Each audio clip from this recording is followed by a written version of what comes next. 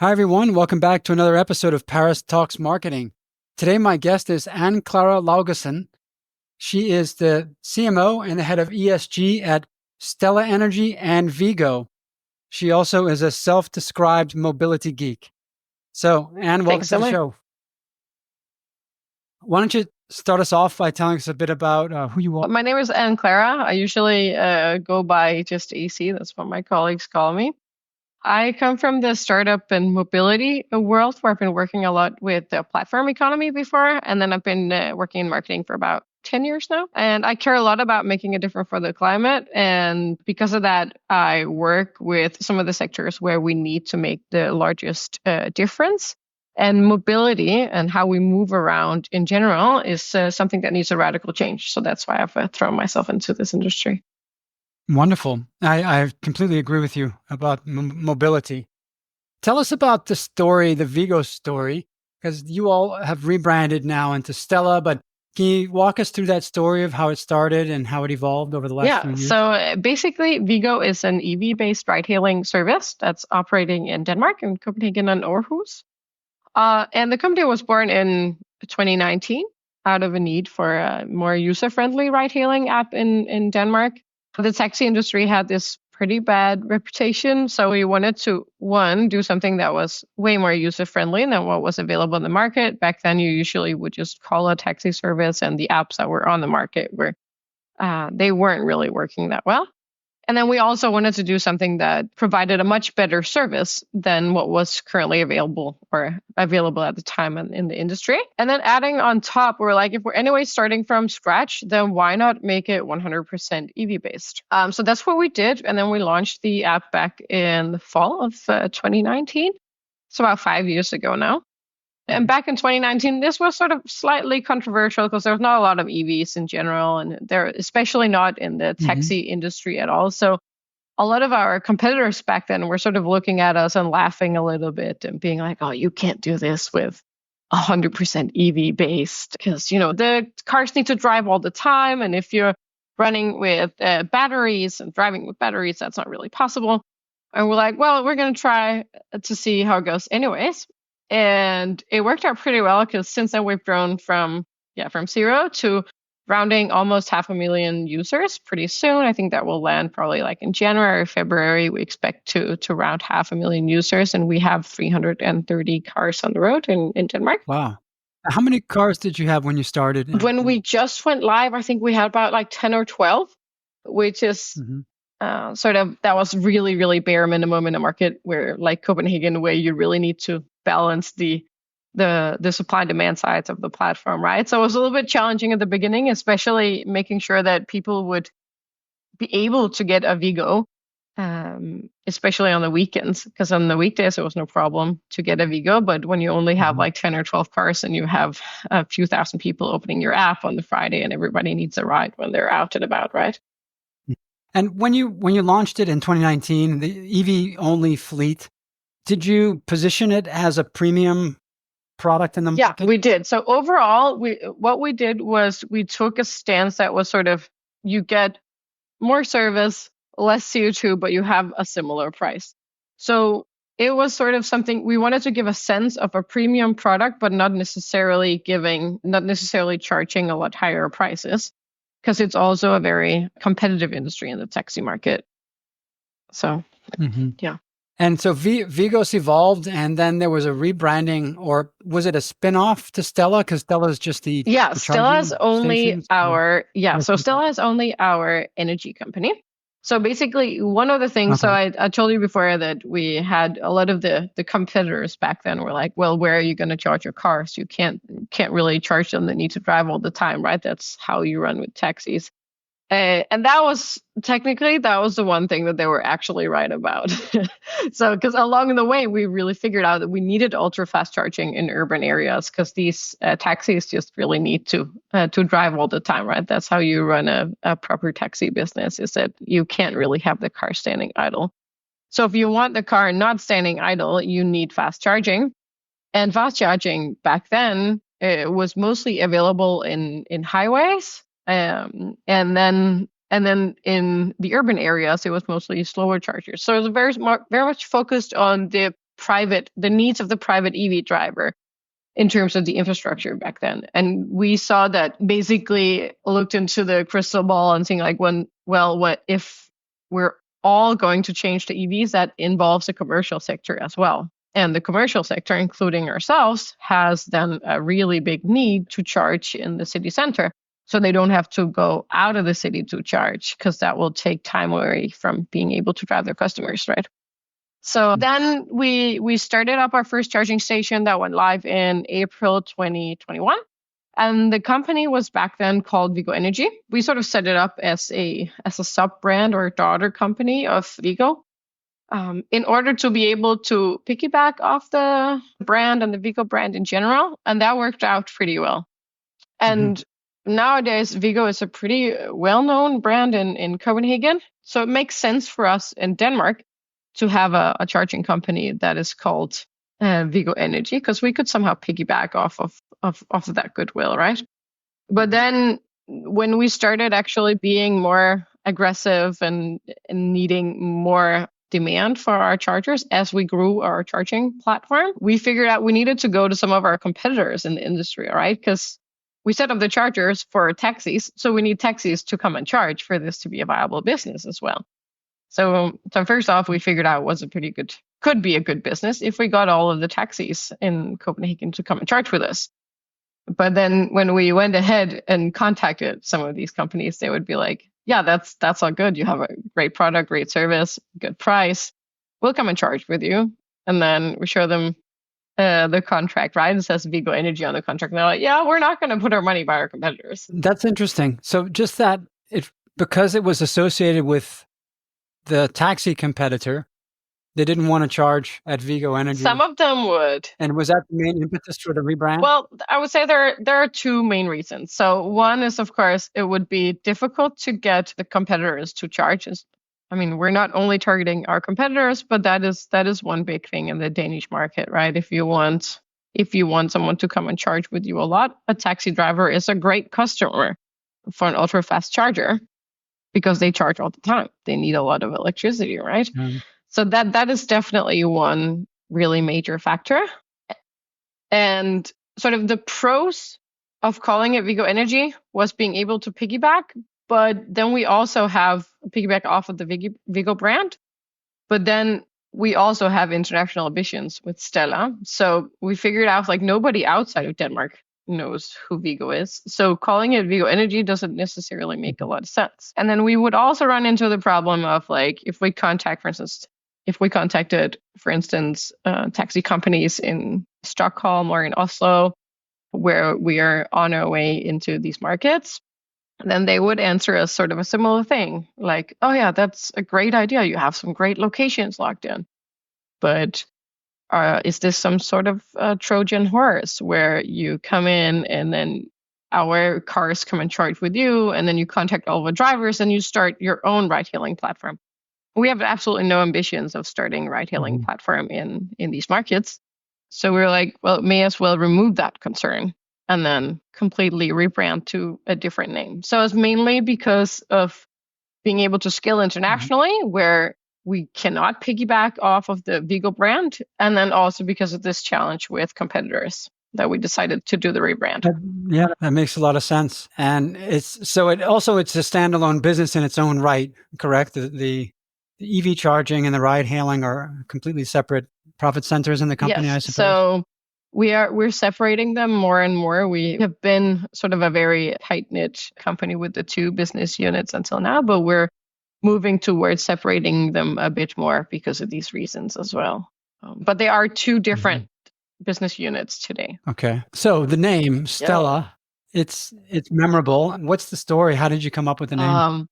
I really love the reason for the name Stella. And of course, I'm biased because I was one of the two people that came up with it. So we had a lot of discussions about what the name should be. And one of the ideas we had was that we wanted it to be a feminine name, because so far we've been working with the name Viggo, right? So we wanted, which is a boy's name. So we wanted something that would be like a girl's or woman's name. And so that was one thing. And then we went into lots and lots of brainstorms. And then my colleague and I sat down and looked into some history of electricity. And we came across a poem by a name called Victor Hugo, a French poet, who was apparently the first one to make a poem about electricity, where he would call it La Fée Électricité, so the fairy of electricity.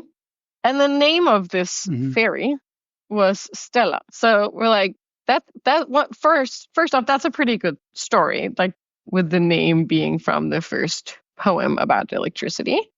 And then secondly, if you look at the construction of the name, it has the letters EL in it. So an EL in Danish is electricity, and it's also the first two letters of electricity, right? And then it also has this sort of connotation to the word stellar. So it has this little like futuristic intergalactic vibe, which we thought was also pretty cool. So all in all, we thought it was a pretty strong feminine name that would be quite cool to balance off the sort of very masculine industries of the electricity industry and the automotive industry.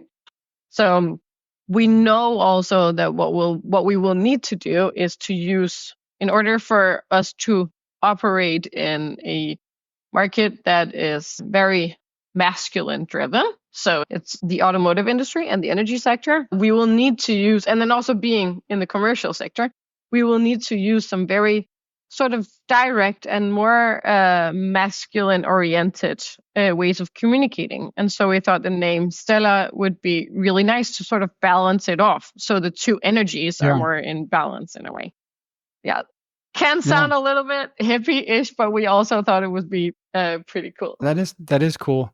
I suppose, are most of the drivers male? Yes, they are. Yeah. So we will need to communicate to a lot of men, right? So we thought if it's all very, very masculine, then it can become maybe a little bit too much. So we thought if we balance it off with a little bit of a more feminine name, then we can easier use a more direct way of communicating with our target audience, which is also some of the essentials of our strategy, being able to just communicate very clearly and to the point. Yeah, really interesting. Let's talk more about the drivers for Viggo. I suppose, do they have any, all of the drivers, I suppose, will charge at the Stella ports, but it's open for everyone, isn't it?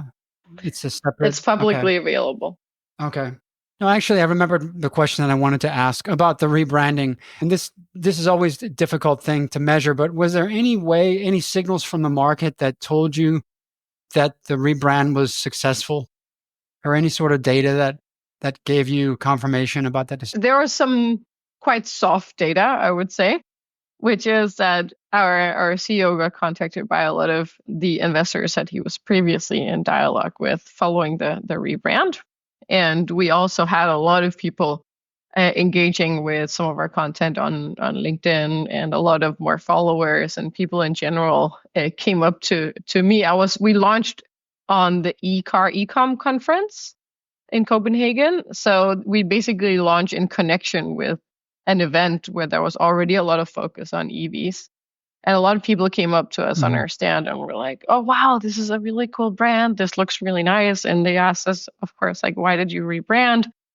And a lot of people think it makes sense. So I would say an indicator of it being a relatively big success is, of course, that a lot of people contacted us following the rebrand, and then a lot of more LinkedIn followers than what was on the page before. Cool.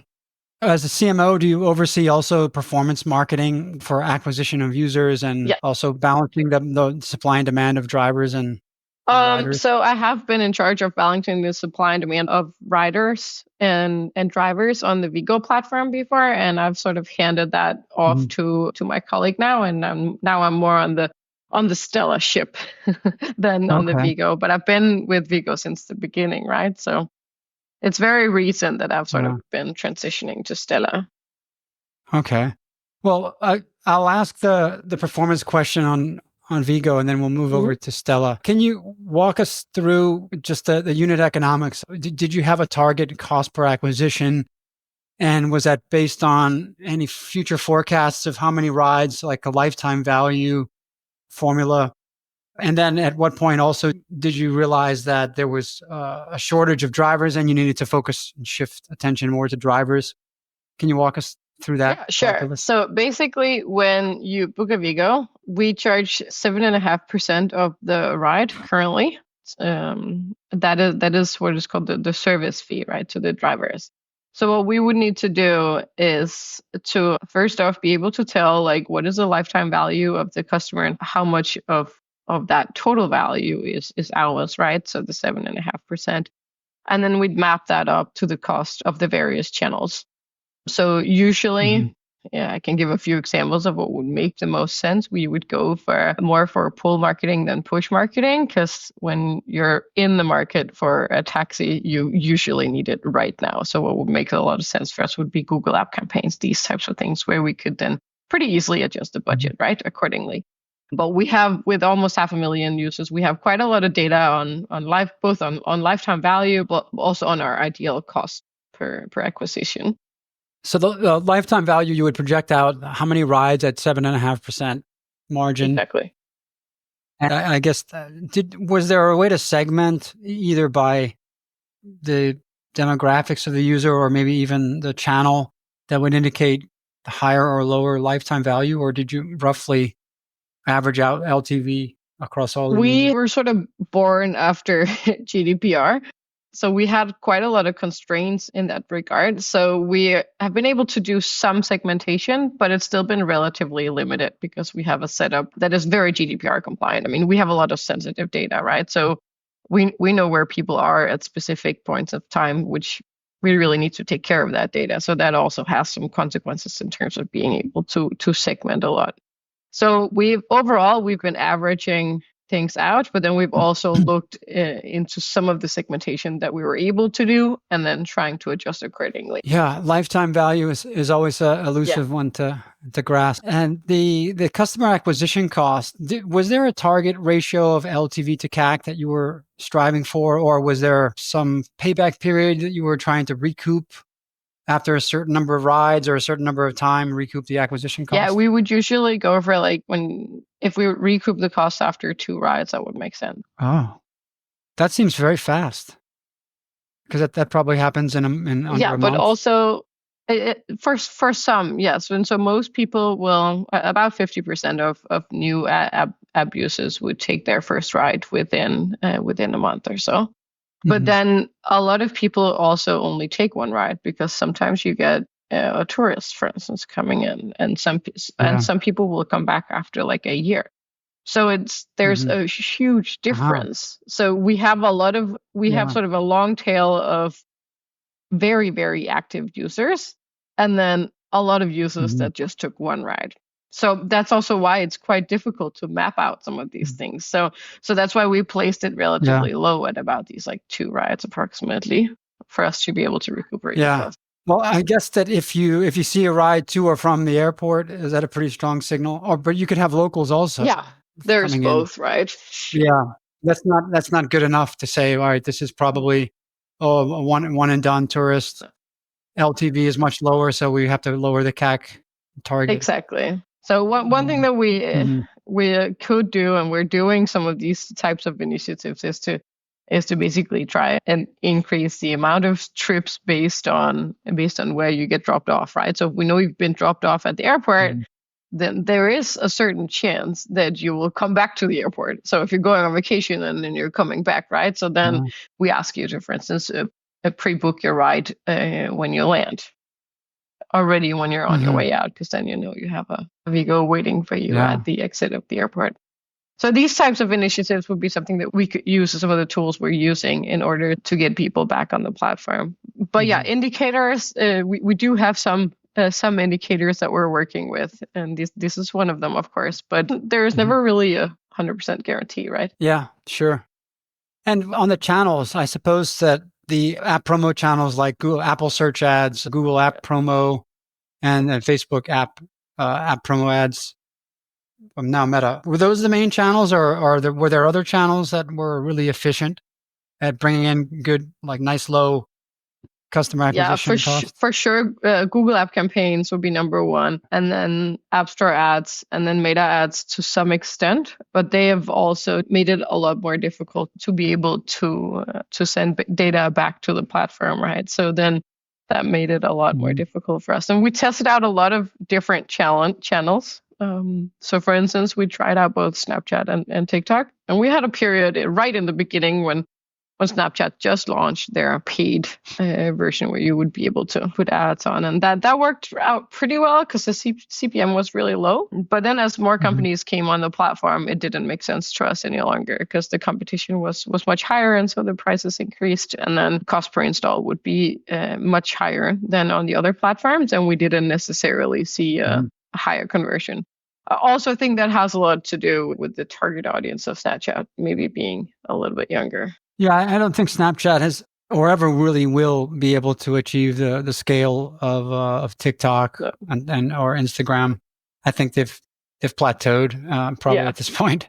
So it would be more of an incremental channel that if you need to add a little bit on top, but I don't think it would ever be one of the main acquisition channels. Exactly. Usually what we would do actually was we were so far from being able to justify the cost of Snapchat that we'd much rather just increase our bidding on the other platforms.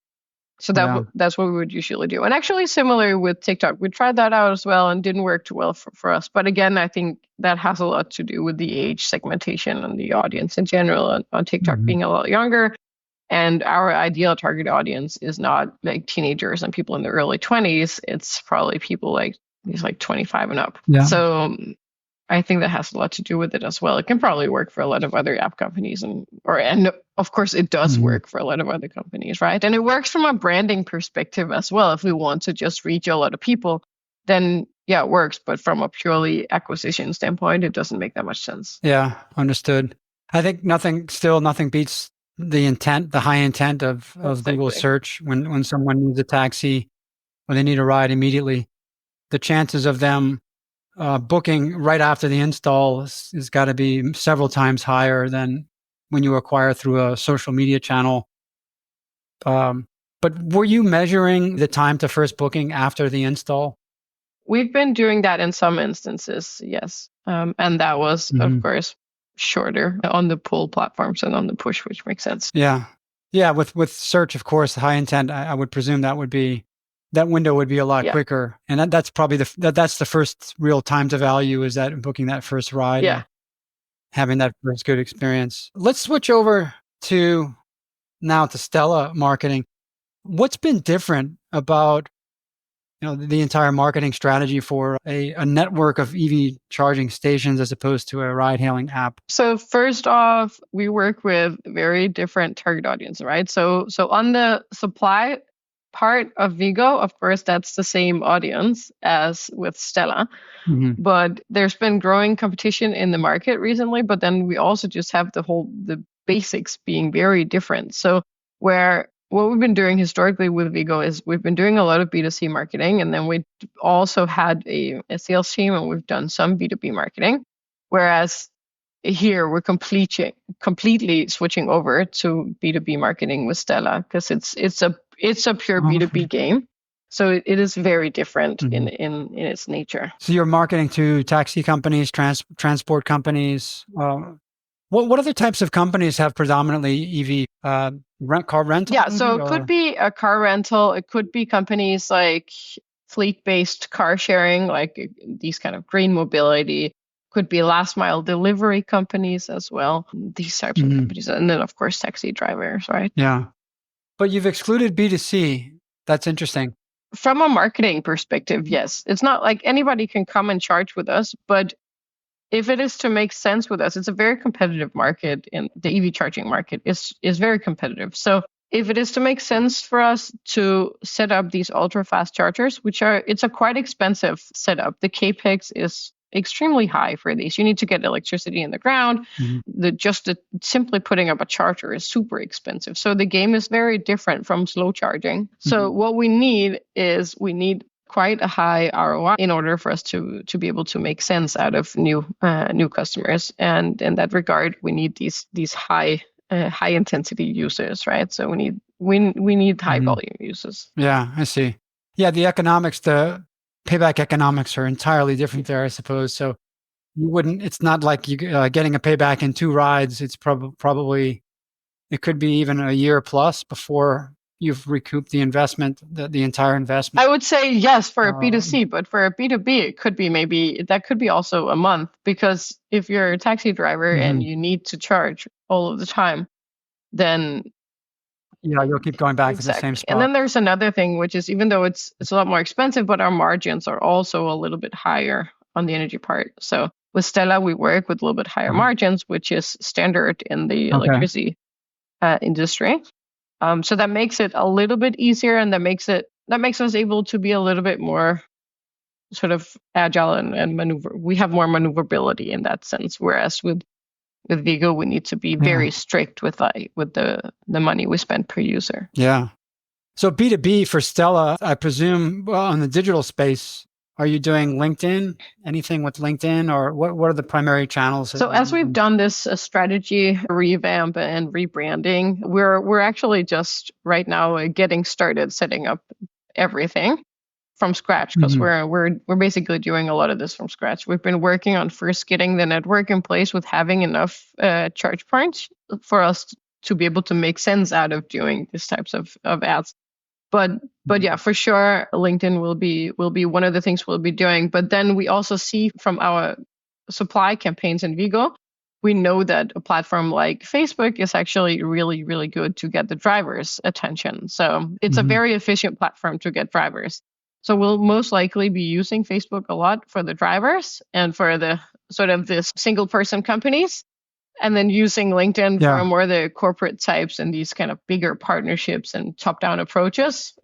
Yeah, that sounds smart. So it's, in a sense, that's almost like B2C when you're targeting the drivers and kind of a bottom up. Yes. So the drivers may not be the decision makers, but they're going to get exposed to it, and then they'll come to the, maybe their COO or something and say, "Hey, we should take a look at this. This is a great network." Yeah. And some drivers, and they can influence.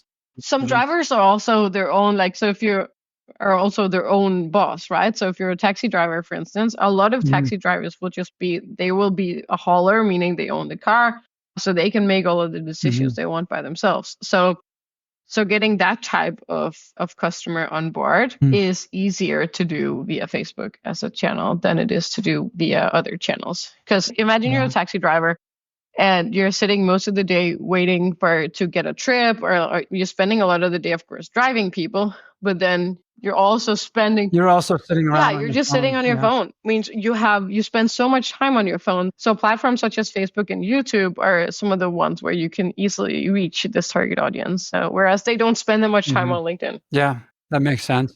Yeah, YouTube as well. I hadn't thought of that, but that's certainly I think YouTube, we haven't got too much into testing it. We've done a little bit of testing with Viggo on the supply side before and saw some good indications. But I'm really looking forward to test out this channel for Stella as well and see how it competes with Facebook. Is there any type of location-based targeting that you've tested with, I don't know, this is maybe a little bit too micro, but taxis that congregate in certain areas where you think that there may be a high concentration of taxi drivers typically throughout the day? Is there any? Yeah, there's anything like that?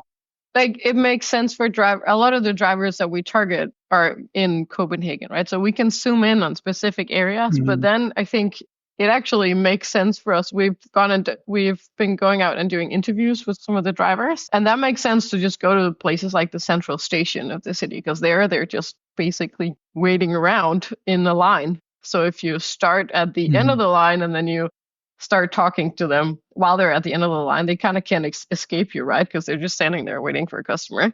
So doing that sort of, sort of like on the ground work can also work relatively well. That's real guerrilla marketing there. But that's also a lot of fun. You get a lot of insight from this. And then one of our biggest charging hub is actually located just a few hundred meters from the central station. So it's a really nice location for the drivers, and because of that, it also makes sense to go and talk to them there in person. They're also, it's a very specific target audience. They're very different from a lot of other target audiences. They like to talk a lot. Like, they have more time than your average customer. If you just go and talk to someone on the street, usually if you go up as a salesperson, you'll be like, "Hey, can I talk to you for a few minutes?" And most people are just like, "No, please get out of my face." Like, whereas with taxi drivers, they're like, oh, okay, you're from a charging company? Okay, yeah, let me tell you everything that's wrong with the taxi industry. And I can also just tell you everything about my charging habits and whatever, because I'm just standing here waiting for a customer. So let's have a chat. So they're way more open to talking. So because of that, I think it also makes sense to go and just like basically just go and talk to people. Yeah. About roughly what percentage of the taxis in Copenhagen are now EVs? I think we're at about 50% now, approximately. Nice. And it's actually one of the Mhm. areas in, I think, the world, one of the cities in the world where the percentage is highest. I know Oslo Mhm. we won 4 tenders in Oslo, so we're setting up 4 charging stations there. And that's as a result of a tender done by the municipality because they have required all taxis by law from 1st of November this year to be fossil free, meaning all taxis in Oslo will technically be EVs pretty soon or hydrogen. From Yeah, this from this year? year. So as of like 1st of November 2024. That's very Yeah, progressive. Usually they give you a few years of a they buffer did to that. Yes, make the transition. Oh, yeah, they yeah, had already they done did that? that. So We're at the yeah, deadline now. but until recently, until just like 2 or 3 years ago, the percentage in Oslo was 10 or 12%, as far as I remember. Oh, they did that Yeah, fast so then. it happened Okay. really fast. That's also because they they told the industry like you're gonna have to change to EVs by 1st of November 2024, right? So that role then happened pretty quickly. But if you look at other countries and other cities, especially in Europe, where you do have some infrastructure, maybe it's not the best, but you can be a taxi driver with an EV. But there hasn't been that much pressure politically to change to EVs, and there hasn't been in Copenhagen or Denmark in general either. But I think we have really managed to push the industry because we existed from the beginning only being EV based. So then that sort Mhm. of has pushed our competitors. So I have a theory, not to sort of like when you're kind of think a lot about yourself, right? But as a company, I'm pretty sure that we've pushed the industry quite far in Denmark, at Mhm. least in Copenhagen, when it comes to EV adoption in the taxi industry. Yeah. Are you seeing a preference from the customers to go with electric taxi and even pay a little premium? Or do you measure that at all? Just the overall consumer I think preference? if price is the same, then the most recent study I saw was at like 90 something percent of consumers then would prefer, but Ah, that's if pricing for for the the same same price. price. And I think that it's a very price sensitive market. And in general, Danish people, they complain a lot about prices. Us Danes, we're Okay. very price sensitive. For a Scandinavian type of people, we're quite price sensitive. So I would say that if there is more than a certain amount of difference, then a lot of people would just go for a fossil-based car. That would be Mhm. my initial reaction to that. But we haven't done like large-scale studies on this. Yeah, it would be interesting to see at what premium does it go 50-50 where it's a Yeah, coin toss? Is it at 20% premium or I don't know. yeah, that would be a very Yeah, interesting question, actually. yeah, and then to track that over time because at some point that would start shifting. Yeah, for sure would. Yep. Yeah, where I live, I'm in Sofia, Bulgaria. There isn't an EV taxi company, but the biggest taxi company now probably has about maybe 10-15% of their fleet is now Right. electric, which is good. And I have a strong preference, and I feel like that there is a consumer shift towards riding electric with a little bit of a willingness to pay a premium. And it is a nicer experience. I mean, it's quieter. Typically, the cars are newer and they're more comfortable, and the drivers seem to be more polite and nicer. The drivers of EVs. I don't That's an know if interesting that's thesis. I true. don't know. Mhm. I mean, for us, we care a lot about service, and so we have a very thorough onboarding process at Vigo when you become Mhm. a driver. So we usually take pride in communicating that we have Denmark's best drivers. So I don't know if that has anything Yeah, to do with it being EV based or if it has anything to do with just, an onboarding process and picking out the best drivers. probably it's a Yeah, bit of I both. would assume that. But yeah, it's good to see that there's a change happening. But are you able to then like choose that you want to book an EV, or is I that just like No, I, random? I don't have that choice. I don't think. No, it's just random. If it shows up as an EV, it's like a bonus. It is the same price. You have the same meter running for all the cars. So I don't know. Well, I guess certain drivers, the drivers own their cars. So I think certain drivers have just purchased EVs and made the switch. It does make sense from Yeah. like operationally. I mean, you pay a lot less usually for electricity. Yeah. There's a lot less maintenance on the cars, so they're Right. probably more expensive to buy upfront. So Mhm. leasing wise, if you're leasing a car, then your leasing expenses may be a little bit higher, but then usually you will have Mhm. operational costs that are lower. So I think that in that sense, it Yeah. can sort of make sense. Yeah. Well, AC, this has been fantastic. Is there anything that I didn't ask you or anything that we didn't cover that you think would benefit our listeners? I don't think so. I think we're good. Yeah, it's been really interesting conversation about the rebranding. I mean, considering the I remember from my days studying marketing, you have the house of brands versus the branded house, but you all seem to have moved to a house of brands and separated those. I think it's a smart Yeah. decision. Really, very interesting role that you have, both looking after the ride hailing app, which is mostly B2C and the acquisition game there, versus the more B2C game of the charging stations. So it's very Yeah, it's fascinating. an interesting world to be in because everything is moving really fast in both of these industries, right? The automotive industry and the electricity industry. It's like both of them have sort Yeah. of really interesting structures to work within. Yeah. I will say one more thing that just popped into my head is that because of AI's massive energy consumption needs, and it seems like the world is ready to pay that cost, I do think that that may even have a positive spillover effect. Yeah. I Um, really, really hope just so. yeah, I think the infrastructure will accelerate because of AI, and that infrastructure could also be available for mobility Yeah. too. Why not? For sure, the need for So electricity is that's going to a trend. increase. So this entire industry will be, I think it will look radically different in like 5 to 10 years because especially of AI. I mean, we see big corporates going into nuclear energy and all of these tendencies happening. We're also investing in power purchasing agreements where we're making sure that when we buy electricity, that then we set up solar parks to make sure that we have some renewable energy that goes into our chargers. Well, technically, it doesn't go into the charger; it goes into the grid.